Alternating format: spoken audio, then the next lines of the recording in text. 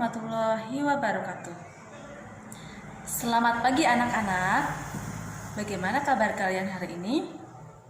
Semoga kalian selalu sehat dan tetap untuk semangat belajar ya anak-anak ya. Bu Guru juga berpesan agar supaya kalian selalu menjaga kebersihan dan rajin mencuci tangan agar kalian selalu terhindar dari berbagai penyakit. Pada hari ini kita akan mempelajari tema 1 tentang pertumbuhan dan perkembangan makhluk hidup. Subtema 2 tentang pertumbuhan dan perkembangan manusia. Pembelajaran pertama. Pada pembelajaran pertama ini, tujuannya adalah agar siswa dapat mengidentifikasi perbedaan pertumbuhan dan perkembangan dengan tepat. Yang kedua adalah agar siswa dapat menjelaskan perbedaan pertumbuhan dan perkembangan dengan tepat. Yang ketiga adalah siswa dapat menentukan hasil penjumlahan dengan benar. Yang keempat adalah siswa dapat menyelesaikan masalah sehari-hari terkait penjumlahan dengan benar. Yang kelima adalah siswa dapat mengidentifikasi gerak kuat dan lemah tangan dalam suatu tari dengan benar.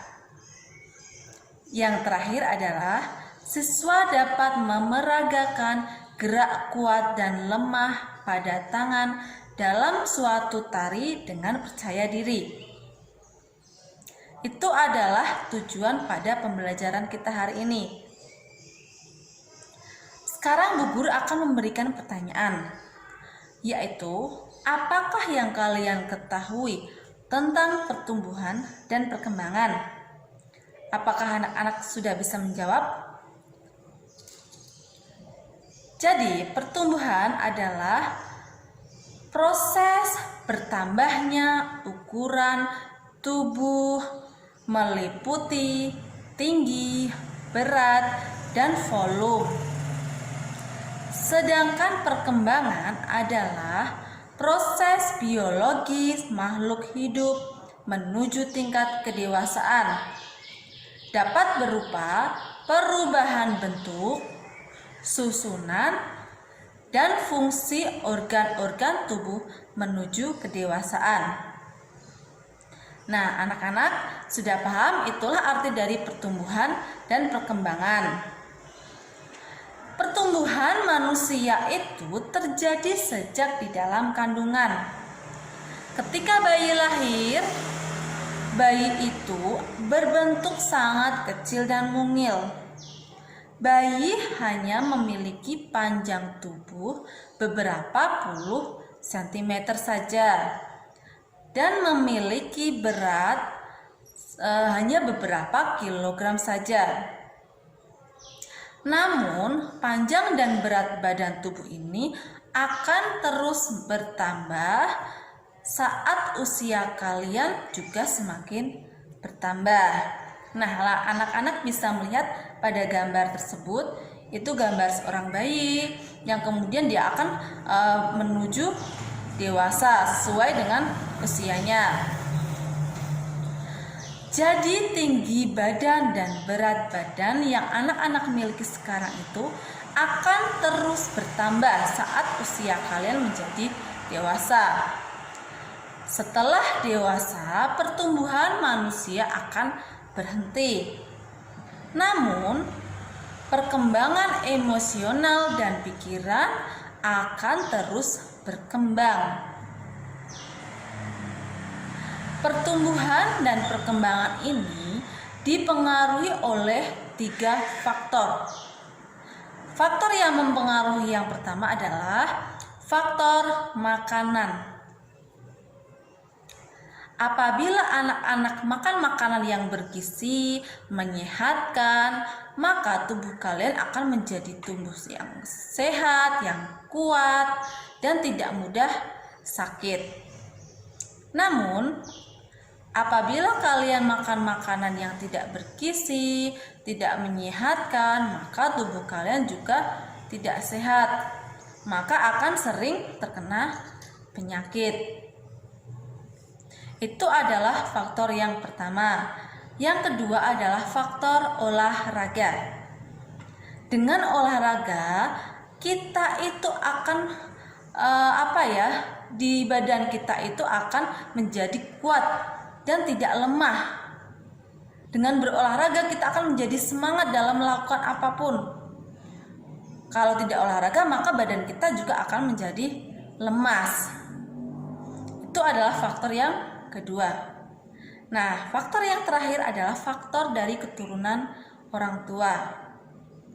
Apabila orang tua kalian mungkin berbadan tinggi, maka kalian juga kemungkinan besar akan bertubuh tinggi juga. Namun apabila orang tua kalian berbadan gemuk, bisa jadi nanti kalian juga akan bertubuh gemuk. Namun jangan lupa untuk tetap makan makanan yang sehat dan bergizi agar tubuh tetap sehat dan kuat, tidak mudah terkena oleh penyakit. Kalian paham anak-anak? Nah, itu adalah 3 faktor yang mempengaruhi pertumbuhan dan perkembangan pada manusia. Sekarang kalian perhatikan gambar Udin berikut ini. Apa yang dapat kamu temukan dalam perubahan yang dialami oleh Udin berdasarkan gambar? Coba kita lihat gambarnya dahulu.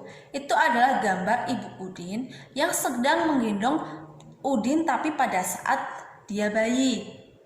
Nah, gambar selanjutnya adalah gambar Udin ketika merangkak. Nah, gambar yang ketiga adalah seorang ibu Udin sedang menuntun Udin untuk belajar berjalan. Nah, apakah anak-anak sudah menemukan apa perubahan yang terjadi pada Udin? Ya, perubahan yang dialami oleh Udin sejak bayi sampai saat ini adalah saat bayi kita belum bisa berjalan. Kemudian kita akan tumbuh dan bisa merangkak. Nah, setelah kita belajar merangkak, maka kita akan mulai bisa berjalan. Itulah perubahan yang dialami Udin berdasarkan gambar tersebut. Sekarang kita lihat gambar yang kedua. Coba perhatikan anak-anak. Itu adalah gambar Udin yang sedang meminum susu tetapi menggunakan botol dot. Nah, gambar yang selanjutnya adalah Udin yang sedang makan menggunakan gelas berisi air, kemudian dia makan sendiri menggunakan sendok dan garpu. Nah, kita amati ya, apa yang perubahan yang terjadi pada Udin. Kalian sudah menemukan?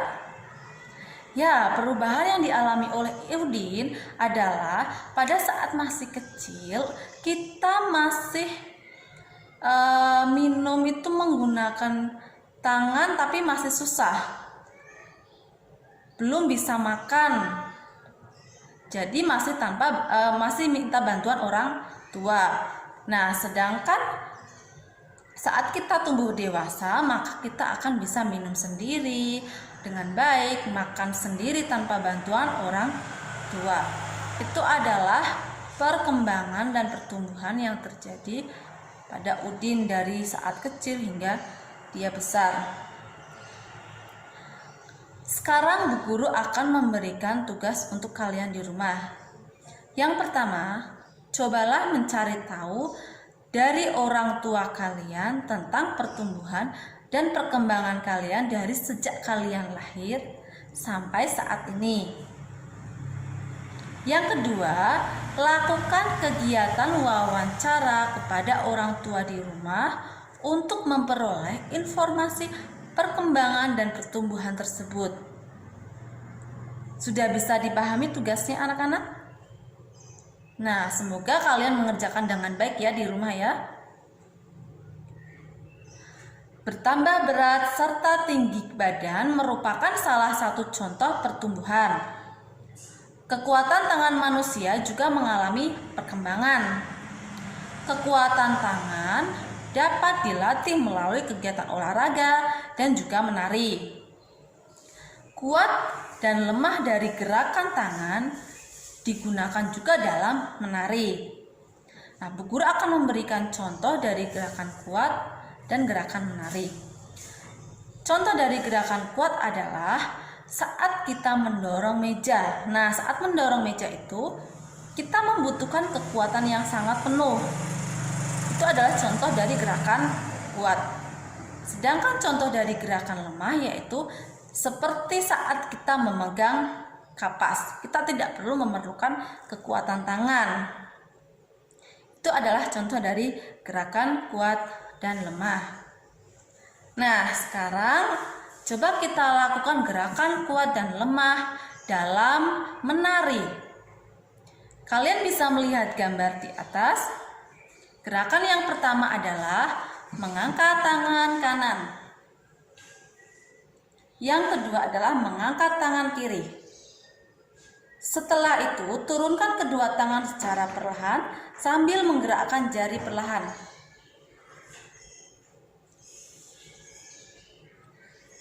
Gerakan ketiga adalah merentangkan kedua tangan, lalu kita bengkokkan sehingga membentuk huruf U. Gerakan keempat, memutar secara perlahan pergelangan tangan. Gerakan kelima adalah menggerakkan tangan ke depan dengan kuat. Nah, seperti ini. Kemudian kita balikkan tangan dengan arah yang berbeda.